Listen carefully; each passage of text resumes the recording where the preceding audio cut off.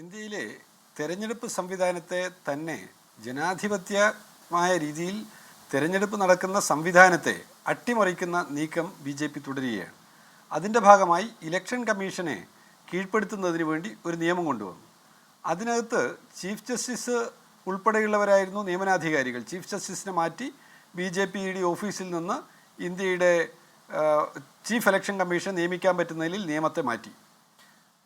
നമ്മുടെ രാജ്യത്തെ അന്വേഷണ ഏജൻസികളുടെ തലവന്മാരെ നിശ്ചയിക്കുന്ന സമിതികളുടെ ഘടന മാറ്റി. എല്ലാം BJP RSSൻ്റെ നിയന്ത്രണത്തിലേക്ക് കൊണ്ടുവരുന്നതിനുള്ള നീക്കങ്ങൾ അതിശക്തമായ നിലയിൽ നടത്തുന്നു. ജനാധിപത്യ ഇന്ത്യയിൽ വോട്ട് രേഖപ്പെടുത്താൻ അവകാശമുള്ള ലക്ഷക്കണക്കായ മനുഷ്യരുടെ വോട്ടവകാശം നിഷേധിക്കുന്നു. അവരെ ഇന്ത്യൻ പൗരന്മാരല്ലെന്ന് പറഞ്ഞ് ആട്ടിയോടിക്കുന്നു. ഇന്ത്യൻ പൗരന്മാരല്ലെന്ന് പറഞ്ഞ് ആട്ടിയോടിക്കപ്പെട്ടവർക്ക് വിദേശത്തെ ക്യാമ്പുകളിൽ നിന്ന് തിരിച്ചു വരുന്നതിന് വേണ്ടി അവിടുത്തെ എംബസിയുടെ ഉൾപ്പെടെ സഹായം തേടേണ്ടി വരുന്നു. ഒടുവിൽ അവരുടെ പൗരത്വ രേഖകളൊക്കെ കാണിച്ച് അവരിൽ ചിലർ ഇങ്ങോട്ട് തിരിച്ചു വരുന്ന നിലയൊക്കെ ഉണ്ടായി. ഇപ്പോൾ രാജ്യം അപകടകരമായ ഒരു അന്തരീക്ഷത്തിലാണ്. BJP ഇവിടെ നമ്മുടെ രാജ്യത്ത് നിലവിൽ ഈ സർക്കാരിനെതിരെ സംസാരിക്കുന്ന, നിലപാടെടുക്കുന്ന, നയത്തെ വിമർശിക്കുന്ന സംസ്ഥാന സർക്കാരുകളുണ്ട്.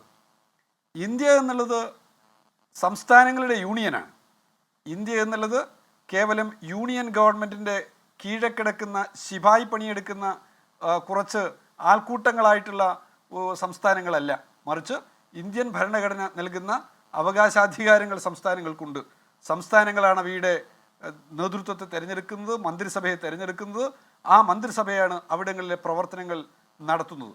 ഭരണഘടനാപരമായി ഒരു ഫെഡറൽ ഘടന കാത്തു സംരക്ഷിക്കുന്ന ഒരു രാജ്യം എന്ന നിലയിൽ അവിടെ തിരഞ്ഞെടുക്കപ്പെടുന്ന മുഖ്യമന്ത്രിക്ക് തുടരാനും മുഖ്യമന്ത്രിയെ താഴെ ഇറക്കാനും ഒക്കെയുള്ള അവകാശം ആ സംസ്ഥാനത്തിലെ ജനങ്ങൾക്കാണ്.